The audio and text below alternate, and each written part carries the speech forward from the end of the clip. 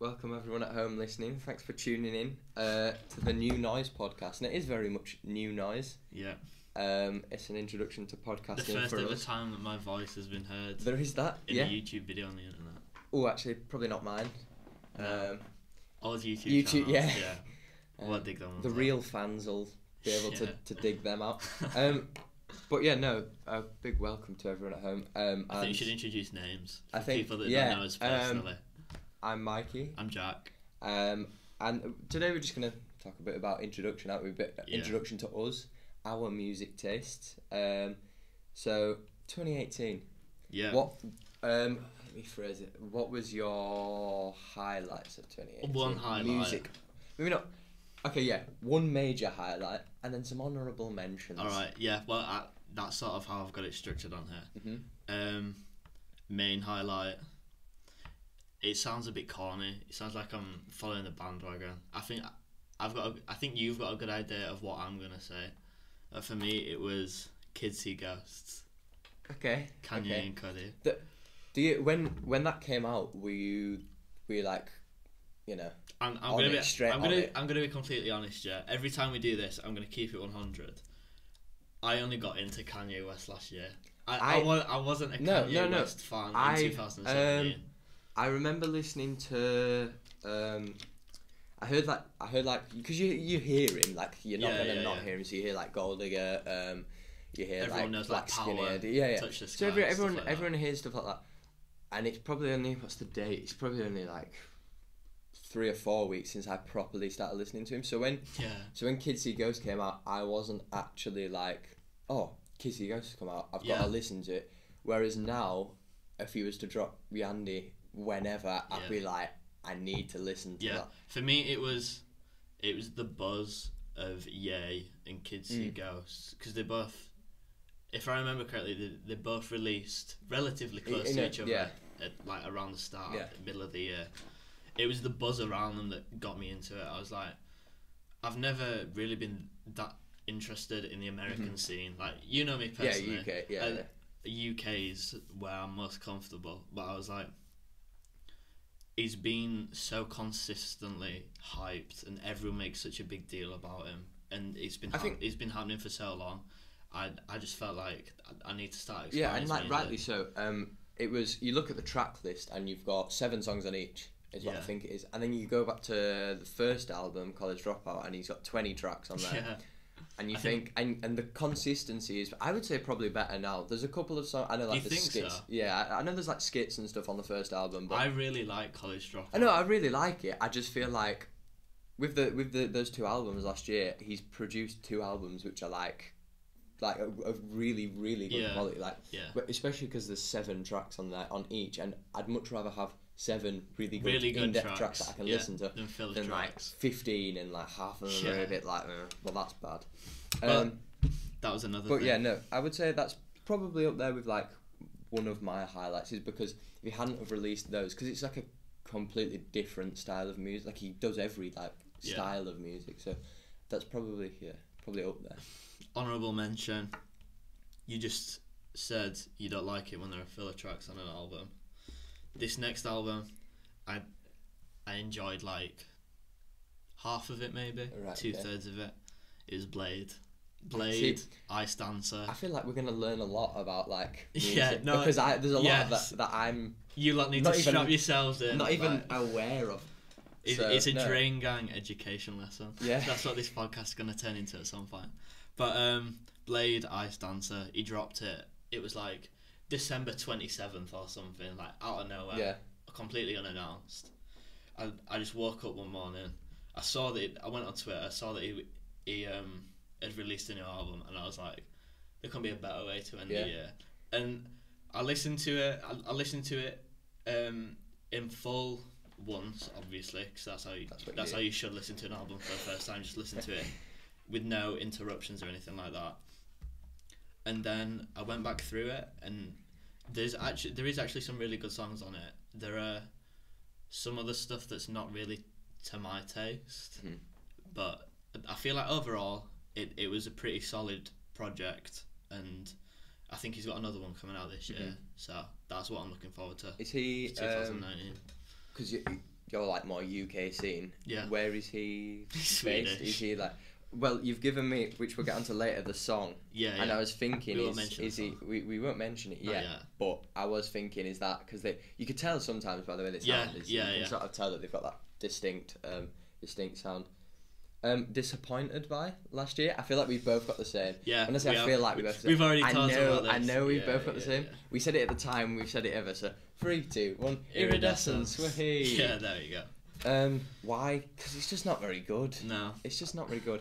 You listen to personally for me, I went to Leeds and saw Brockhampton, and they were very good live. They put on a good performance because they gave the energy. Yeah. And you was that post Amir or was this still? Yeah, no, he'd gone. He'd departed.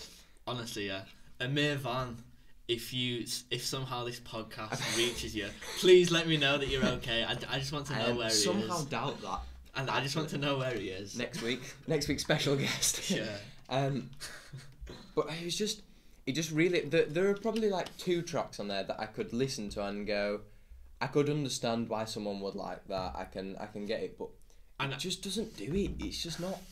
Thematically, I think all the songs, they were too similar. Yeah, they tried to go for a theme, but it felt to me like they were going for sort of like a Yeezus, like really heavy distorted industrial sort of thing, but all the songs sound the same. Yeah, like, and there's that one track on it. It's like it's a minute long. It's like a filler track. Mm-hmm. It's called Something About Him or something like that. When it came on, it may be like one of the worst things I've ever heard in my life. Well, like Kevin's voice. Haven't you listened back to this podcast? Kevin's voice. Yeah, just I know what you mean. With the auto-tune. And the thing is, they hyped it up so much. Yeah. And I think if you're gonna hype something up, so I would much rather have, like you said with that album that dropped just out of nowhere. I'd much rather just drop an album out of nowhere and go, oh, this is an alright album. Yeah. Even though maybe if I gave it the hype, it could be a better album. A couple of times instead of working everyone else, and then working letting everyone them down. And being a massive exactly. I feel like that could happen with Yandy. Yeah. I hope not. I hope not. But my problem with Brockhampton now is just, I think people aren't willing to accept that Iridescence is a bad album. I've heard a lot of people saying like Iridescence was really good. Iridescence was really good. Yeah. But you can't, as a standalone album, someone that's never listened to Brockhampton before, they may think it's a good album. But when you compare it to like the Saturation trilogy, exactly, yeah, it's. But even then, they released those singles or EPs, didn't they, before they released the album? Yeah. And they were good. It was that the 1997 Diana or something. Some of them were on the. That was really that had like the attitude, and that I was like, oh, well, if they release an album and it's sort of all like that, this is going to be a really good album. And then they dropped it, and then they completely scrapped it. It was the Puppy album that they had planned. They were like, we're not doing Puppy and then they just anymore. didn't do it. Yeah. See, I reckon. Do we know why? I think it was there'll have been some Amir vocals on it somewhere. Probably. I mean, they could have still. He could release them, I guess. Is he doing any? Is he not doing any?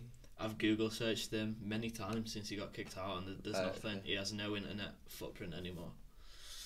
He's probably got for the time being. I hope he comes back. He's probably even if he does solo work. He'll have the money for just keep him going for now, and then he'll probably end up getting back in the studio. Yeah. I think we should move on to 2019 next year. What we're looking forward to this year, current year. What am I looking forward to this year? I'm looking forward to experiencing a lot of music. Yeah. Obviously we've talked about Yandy a lot. If you can't tell, we like Kanye. Yeah. Other than that, I don't really know much that's dropping. To be honest, I don't really know anyone that's got a hyped up project. No, for me personally, it's the same thing. Yeah. I've written Yandy down. Tyboy Digital's dropping a new project. That's another Drain Gang member, another Swedish underground. Right. Sort of like. Is that quite a big Is that quite a big not community? Maybe community. I don't know. Is that quite a big thing? Is that a?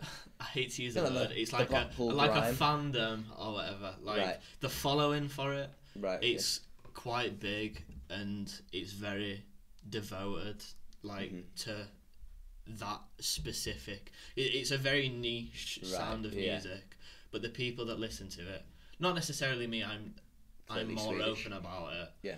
But I think the majority of people that do listen to that stuff get really into it. Oh yeah, but and I can see it. Yeah. Yeah, it's sort of like when. Yeah, it's sort of surprising because obviously you like listen for someone who like thinks they listen to a lot of music, and then you discover this like whole world of something else, and you go, I had no idea that existed.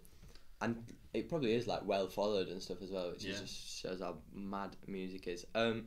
Let's back up a bit in terms of childhood. I need to flip over. In terms of childhood, what was cracking on? Right, here we go. I've got a lot of stuff written down. The biggest influence for me, I think, in terms of what my parents were listening to and sort of like what I was exposed to concerning music as a child. The two things I've got written down both came from my dad, and they are the Prodigy Experience. Right, I've heard they do a good live show. The Prodigy Invaders Must Die. So both the albums. Prodigy. Yeah, they're off on tour this year, aren't they?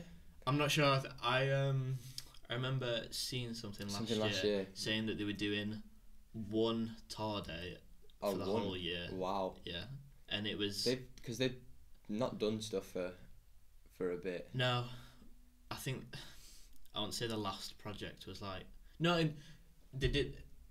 I'm not sure if they did a new project recently or whether or not they're releasing one, but they have released a body of work or they're going to in the near future. Oh well, that's something to look forward to. But yeah, I'd love to see them live. Yeah. But they're all quite old now. True. I remember we were talking about it and they do a good live show apparently. So it's like a show like when you pay like money to go see, because gigs are like so much now, unless it's like a small gig and it's like 15 quid or something like that, you pay like 70, 80 quid, don't you? Yeah. And I think now it's more about seeing a show rather than like a performance. You want to see like the full thing. So I also wrote down that because of those two albums, I think that explains the high school obsession with dubstep and my fondness now of like melodic and vocal drum and bass. Right. I think personally, I don't think it was your exposure. I think it was the MLG montages you were exposed to, and the what was that song by there was that like reggae dubstep song that everyone used to play, and everyone would be like, "This is sick." You put on Banger on, honestly, mate, sick tune. I genuinely feel like year 7, year 8, people that were our age, they went through like a UKF and Monster Cat stage. Oh yeah, no, Skrillex. Of course we did, yeah. You just get on not SoundCloud or Spotify, get on Groove Shark. It's kind of it's strange though, because it was like everyone. Yeah, I know. I mean, everyone. But I feel like at that age, that type of music. But I feel like at that age, you have like, you're like one of like 3 children. Yeah. You listen to Capital or Galaxy as it was. You listen to like Radio 1 or Radio 2 because that's what your mum or dad have got on. Or you like listen to songs that are on games or songs that are from movies and stuff, which is still there's like loads of people that do that now. I do that now and stuff like I think film music and game music and songs that get put in there are good because they've chosen to create effect and stuff. But that's something that I think is probably why people were so narrow with that. Yeah. Personally, for me, my first album I bought was, it's between 2 and I don't know which one it was. I think the first album I bought was Black Eyed Peas. It was Black Eyed Peas album. I can't remember the name of it. The like cover was like black and green and like obviously Black Eyed Peas. What were the hits off it? It was like Boom Boom Pow. It was like one of the. Was it as old as Where Is the Love? No. It like came out. That? It came out when I was like 7 or something like that. But no. It was. To be honest, I bought it because I heard them on the radio and stuff, and I was like, oh, they're cool. And it's weird to think now because I wouldn't go out and buy a CD now, which is mental how like times have changed. And stuff. I think I've only ever bought one in my whole life. One CD. One album? Yeah. Really? Well, no. I've bought albums digitally, but not a physical copy. Okay. What was it? One. My first ever album that I can remember buying was Green Day 21st Century Breakdown. So you wouldn't have you down as that 2009. You would not have you down as that. That was because of my dad as well. He had American Idiot also on CD. He used to play it in the car all the time, and I really like some of the tracks on that album. So however I heard that a new Green Day album had come out, I was like, can you go and buy me it or whatever? Yeah, so I got my parents to buy me it, and I can remember the first ever time that I listened to it, we had a CD player that resembled like a boombox. Like, it was a big chunky CD player, old school thing. I took it out in the garden because we had like a plug in the garden. I plugged it in outside in the garden. Yeah. I just stood in the garden listening to it. Stood there. I did. Wow. Emo phase. Because I figured no one else in the house would want to listen to it, so I thought I'd just come outside and listen to it instead. Dad listened to it. Yeah. And then I remember so it was called The End, by the way. It was The End. Right. It was like... I think I remember. It says they released another one after that, I think, but other than that, that's my second album I bought I was a huge Tiny Temper fan. Yeah, I can remember. I was the boy, and it was such a good album. What was it called? It's called Discovery. Labyrinth. That is like Frisky, Pass Out, Wonder Man. You know, Written in the Start. They're all really good songs. Like, I'd listen to those now and like feel like empowered. Like, it's just I just find that to listen to when you're like 8 or something, and you've got this guy like rapping about being like a young kid wanting to like get rich and stuff. It was like not explicit Kanye. It was great. It was like Kanye if he was like a regular guy and didn't make as much money. It was, and that to me was like really cool to listen to and stuff like that. It's songs like that you just hear and you think about, like, for me personally, like going down to skate park. Yeah, no. Like 35p energy. Yeah, literally. Like, there's no way I'd do it now, but that's just what it makes me think of. It takes me back, mate. I'm gonna ask what you're doing later. Your first gig live was you already know what it is. Was actually with me. You had the honour. I had the honour of sharing it with you. It was. I remember it because there was in there, because when we got there and Zoo was doing it, it was big. We went to see AJ Tracy. Yeah, we better say what it was. We went to see AJ Tracy, and then Big Zoo was the support.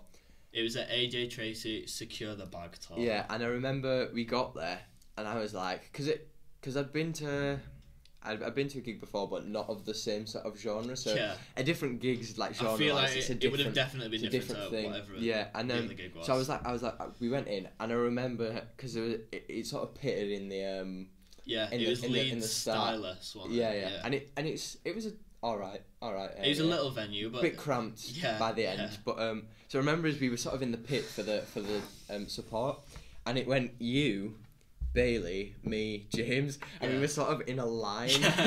And I just remember that, and I remember at one point Bailey turned around to me and we're like staring each other in the face, and we can't talk. So we just sort of mime like, this is sick. Like, I just remember looking at him, and then he just sort of got mangled in the crowd. To be honest, by, like, I'm really glad that that's what you thought of it, because I know, obviously, you know that I'm really into grime. Yeah, it's your scene. It was more your scene. And when Zoo and Ets came on and they did the support, they just did a grime set. That was really, they just did a set with chords. It was like 15 minutes or whatever. And obviously, I was there, like emceeing my heart out in the crowd. Literally. It was so good. Like, that was my first gig, and it's still the only gig that I've been to. I want to go to more stuff, specifically grime related stuff. Like, if I could go to Eskimo dance or like Beat Boss or something like that, that'd be sick. But like I was telling you, if you want to get, because in the like US scene and stuff, J-Rock, who's Top Dog Entertainment, is like Kanye, Kanye's like Kendrick's like. He's in Birmingham sometime next month, and those tickets are quite cheap. So I mentioned to a couple of other people about going, but we'll discuss our private life. I'll have to check him out. Off podcast. Off video. I think we need to move on. Caught up. We are, but go on. In terms of my first gig, it was I went to a band called Ex Ambassadors, who are now they've just dipped. They were like, because my like third album I bought was Imagine Dragons. And that album, Night Visions, still remains one of like the best albums of all time. There's not a song on there that I'd skip. There's like 15 songs, and they're all incredible songs. So they were sort of similar to Ex Ambassadors, and then was that Radioactive? Yeah, that album. Yeah.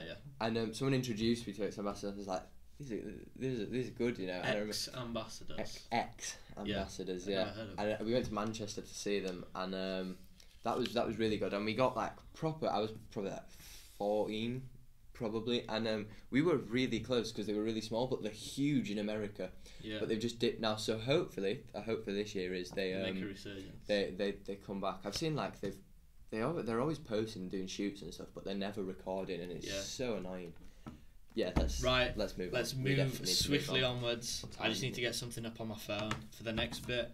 So we're just going to cover some news quickly. First off, a big thing for me. Yeah, Lord of the Mics 8 has been announced. Wow, I'm so incredible. Excited. Nah, this is actually a big thing for me. Right. Anyone that listens to Grime, tell us a bit. They should know it's the first Lord of the Mics for 4 years. Right. Jammer's been doing it for. It must be nearing 2 decades now. Right. But it's the first Lord of the Mics for 4 years. Anyone who's into grime knows it's a staple of the culture. It's a huge deal for me personally because it's the first Lord of the Mics since I really got into grime. Right. I'm not going to act like I'm an old school fan. I've not been here since day one. Yeah, exactly. I'm going to keep it real. First grime song I ever listened to, Skepta featuring Jamie. I mean, yeah. Like it's accessible, and then I got into Skepta through that, and then there's that video from the Movement DVD of Wiley and Skepta freestyling that gets shared around Facebook all the time. I saw that and I was like, right, this is sick. Yeah, and then that's really how I got into it. But for Lord of the Mics at the moment, only the shortlist has been announced. Jammer is releasing the full list of clashes sometime this week, but for now we only know the first 5. I'm looking at the list of clashes now. Everyone at the moment, apart from maybe Ghostly and Rosa, who've been in the game a little bit longer than all the other MCs, they're all like new gen. So it's sort of like a I don't want to say rap battle because it just makes it's a clash. It makes me seem so white, but it's a clash. I am. So yeah. That I think the highlight for me is going to be 10 Dixon versus Tanner. I think 10 Dixon's absolutely amazing. He just goes to radio. He shuts sets down, shuts shows down. Yeah. I didn't know who this Tanner guy was. Right. Okay. I made a tweet replying to the shortlist of clashes like, who is Tanner? He got roasted. He's really ignorant because I ended up talking to some people in a Discord server about it. Big up the Peng side. Everyone listening from the Peng side. The first shout out. Trust me. Someone linked to me like one of his freestyles or something like that. I listened to him a little bit. He's actually really good. Birmingham MC. So is there like is it like more for prestige or is that like a? Yeah, it's just. That what it is? Yeah, it's just proving yourself. Yeah. Like that you can go against someone else and hold your own. I really hope that the full list has got sort of like a couple of veteran MCs on the list, or maybe some rematches of clashes on old Lord of the Mics. But it's definitely going to be a highlight of my year. Any past winners? Any big names?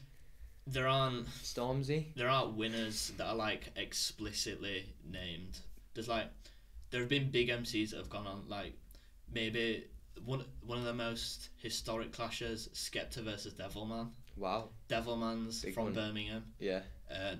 You might know him. I think I do. He's got that one song that I think there's like it's like a bassline song. I think I would know. I don't really want to. No, I've heard his name. It's the one that's like, when I have sex, I like to push it in harder. I hope someone clips that out. I really. Phone charger. Yeah, I think I do. Yeah, you will have heard it. I think it's a terrible song, but that's where you might have known him from. That was his big hit. Imagine that being your big hit. I'd take it, anything. But I think it's going to be good. There's a lot of people talking about grime is dead, grime's this, grime's that. I don't know.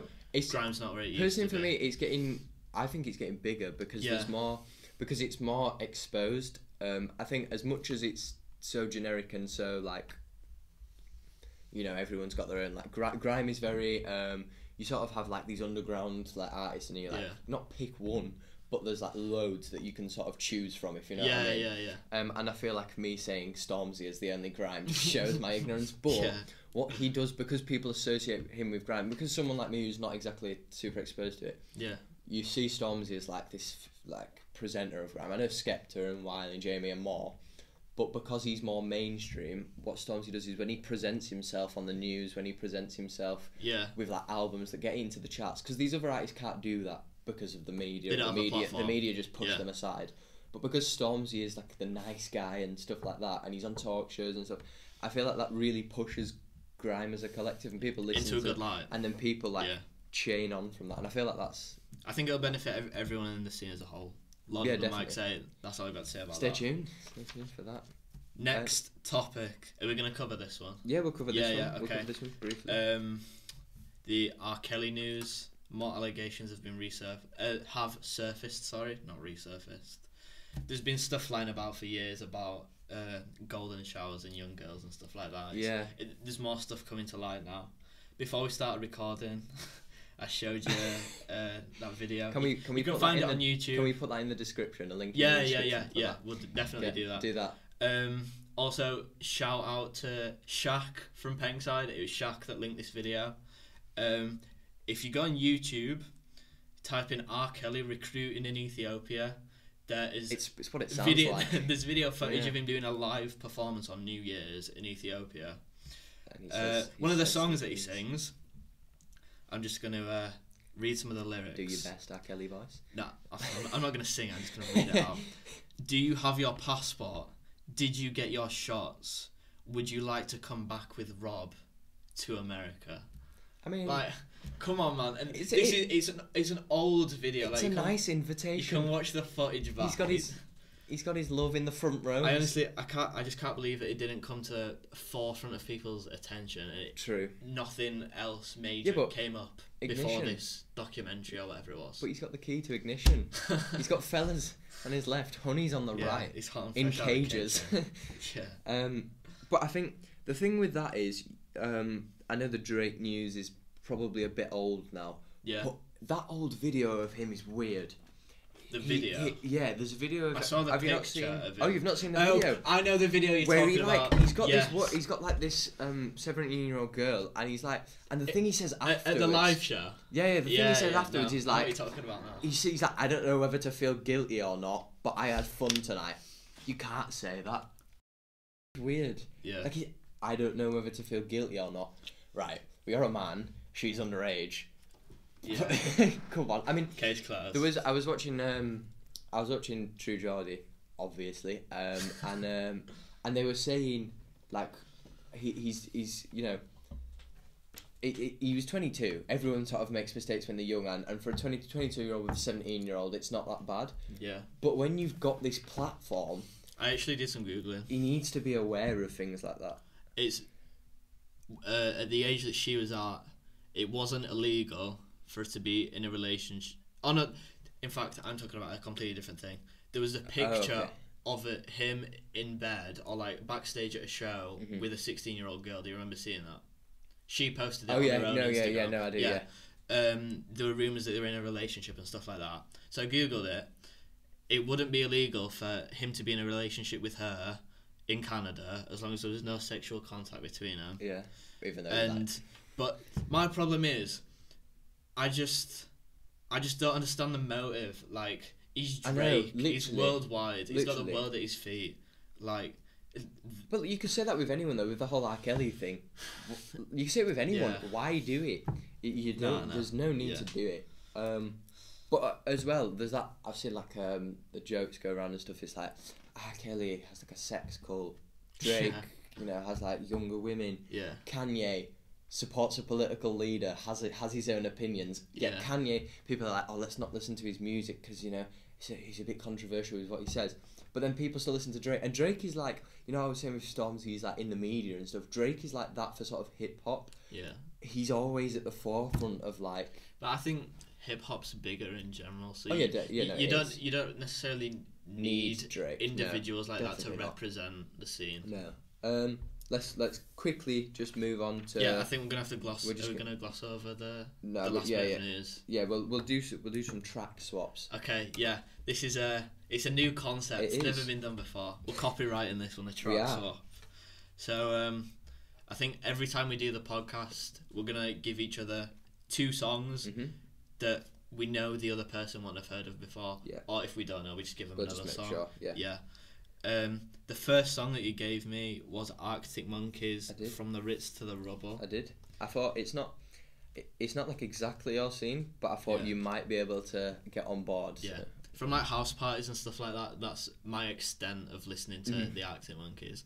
I think they're alright. Like you say, it's not really my scene. Yeah. But I did like the song as a whole. It brought a certain concept to the forefront for me, which is like storytelling in music. Literally, that's. I feel like it is really important, and that song does it really well. They tell so much. They can tell. You can picture these things happening, and I feel like because they're local, local probably not Sheffield. Now, but you know, they sort of grew up, and you know, when we go out and stuff, we'll be doing experiencing stuff. Yeah, stuff I said that, so. The chorus was particularly relatable. It's all about like just getting drunk and telling someone that you've just met on the night, or someone that you don't really know that well, just like completely opening up to literally, them, and then you think about it in the morning, and they have so many songs where you listen to it and you go, wow, literally me if I was a white girl. So relatable. So the song you gave me, the first one I'm going to cover is the Izzie Gibbs one, which is a cool name to start with. Like, imagine being called that. I think I found the video quite good actually. I don't know why. I just thought it was in the supermarket and stuff like that, and I feel like I just found it really natural, really cool. For both of the songs you gave, I thought the videos were bang on. It did remind me. He had like the I saw what you wrote. See what I put there? I just laughed. It does have that, like, one of the sounds like I can just distinctly remember from like Big for Your Boots is I could just remember. What, from like an instrumental? Yeah, I can just remember that. I think the instrumental is really good. The start where he like fades it in and it's sort of this like dreamy reversed reverb effect. Yeah. For you technicians out there, it sounded really, really classy actually, like really smooth. Yeah. His vocals and stuff really reminded me of AJ as well. Don't know why. Right. Just did. There's a bit where he like breaks. Yeah. And then it's just him. You know that bit in Spirit Bomb, or I think it's Spirit Bomb. Yeah. Where he's like a cappella and it's just him. Yeah. And it reminded me a lot of like that. And I was like, actually, I could get onto that. It's like, because I listen to music for mood. So I think I know the bit they talk about in Spirit Bomb. Yeah. If I want to get, if I'm like big in myself, I want to get like hyped and stuff like that. You know what I mean? Like I put that energetic music on, and I feel like this is a really, really good track to put energy into. Well, there was a particular reason that I picked Izzie Gibbs and Izzie Gibbs track specifically for you to listen to. I just wanted to bring this up because a lot of people might not know this, but he actually had a heart attack last September. How old is he? I thought he was quite young. He's really young. Really? Yeah, he's like early 20s maybe. He tweeted about it saying that it was due to stress. This is the first single that he's released since it happened. And it came out not long ago, No, 2 weeks ago maybe, I think. Yeah, I saw that. Or a week ago or whatever. Mm-hmm. I feel like he's definitely going to get back on track. I want to see him back on radio, like shutting stuff down like he used to. I think he's got a lot of potential. With tracks like that, once it starts to like grow and stuff like that, and like bounce off. With tracks like that, he'll easily like. Yeah. The track's called Lit, by the way. Yeah. Just in case. And you said there was a part that reminded you of Stormzy. Mm-hmm. Well, there's a video on YouTube of a Stormzy interview on, it's either Capital Extra or Kiss Radio, and the interviewer asks him the question, in the scene, who's the newcomer that you're most looking forward to work from? Mm-hmm. And guess who he said? He says Izzie. Izzie Gibbs. He's got potential. Yeah, he does. I love Izzie. I think if he keeps at the consistency, the work rate, the quality, he'll be a vet. Like, yeah. I'm wishing upon a star, but if he's on Lord of the Mics 8, imagine the scenes. It'd be amazing. Let's move on.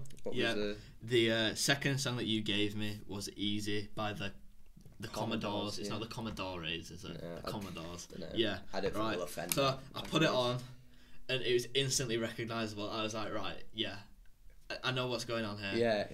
Yeah.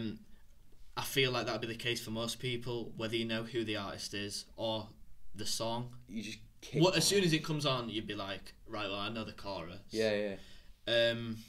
But I made the important point of writing down, as opposed to having a chorus that everyone knows, if you really listen to the lyrics and the content of the verses, there's like an underlying, much more meaningful message about like self-worth and fighting for what you believe in and stuff like that. And it's got that like nice, like, you know what I mean? Like I just put it on and I can just relax. You can just breathe. And as the title says, it's easy to listen to. Listening. That's all it is. It's easy like Sunday morning, mate. Yeah. And final note, the guitar solo before the final chorus is sick. Yes. It is. No, honestly, that's it's the highlight of the track for me. And the thing is, Lionel Richie was part of that group, and my mum's like a huge Lionel Richie fan. Yeah.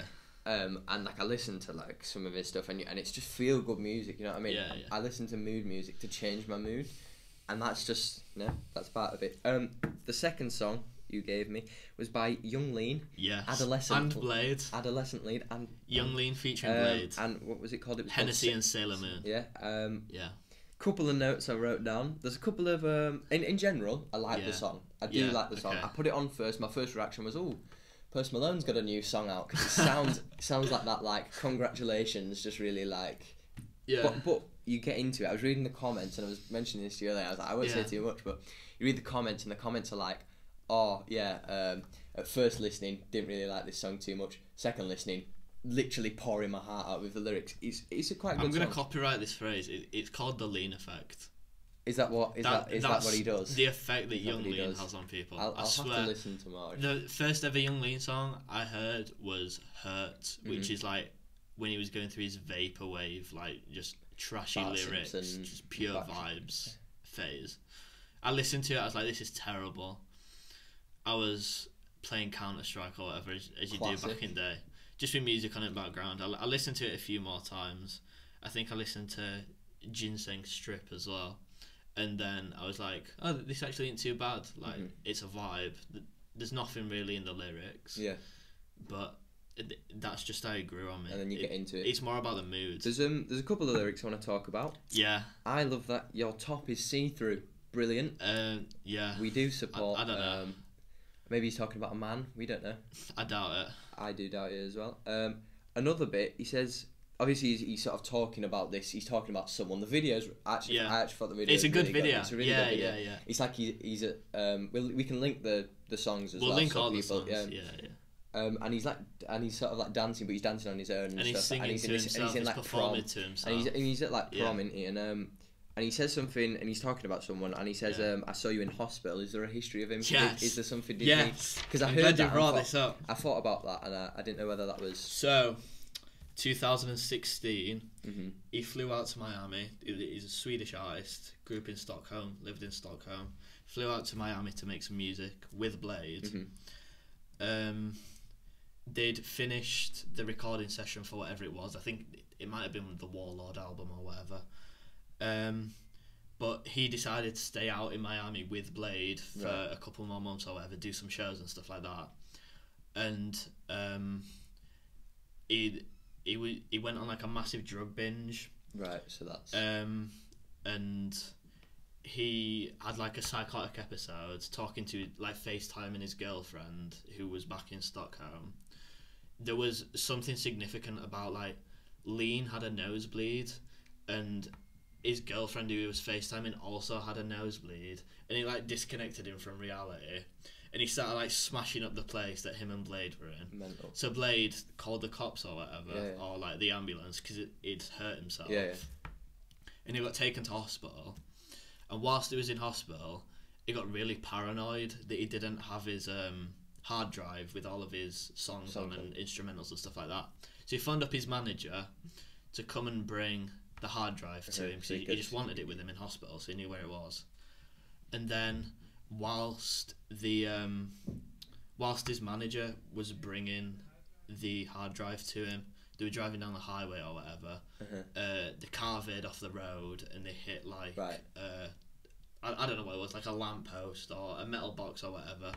The car set on fire. One of the guys in the car managed to get out, but his manager was trapped inside. He ended up dying. And then Lean lost his mind. He ended up in a mental hospital for like 6 months.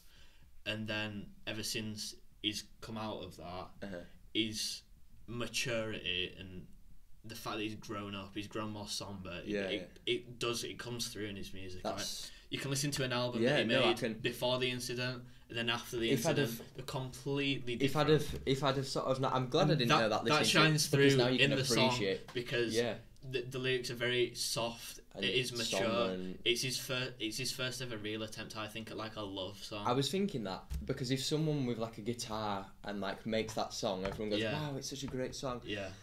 And I think what he's done a really good job of putting that own like twist on it and making it this style. So I think that's really. Is he still with his girlfriend now? I'm not sure, to be honest. I don't think it's a public relationship. Right. Okay. Right. I think that's a good point. A sad point. Yeah, we've actually managed to get through everything we wanted to. I think we've gone over the time limit a little bit. But if you've got anything that wants to be discussed, we'll leave a Google another Google form. We'll leave a Google form in the description. Just write anything you want us to talk about. Any advice needed? We're not counsellors. Constructive criticism is appreciated more than just putting good video or honestly. Shit video in the comments. Whatever. Like, give us a reason. Like, anything to improve on. Yeah, definitely. Is appreciated. I feel like we'll warm into it more as well. We'll definitely warm into it more. Yeah, definitely. Are there any plans for when the next episode will be? I don't know when this episode's going to be. No, I mean in terms of recording, I think we'd hope to maybe once a week could be doable. Depends on what we get, really. Yeah. Depends on news and stuff like that. But for now, we've got loads to talk about. We've got loads to introduce. I think this episode will be much longer than future episodes, just because we have to do the personal introductions and stuff like that. But literally anything, any advice, anything you want to discuss, any genres. I know we've sort of covered a lot of rap, hip hop, anything today. Like, comment, share, subscribe. All that good stuff.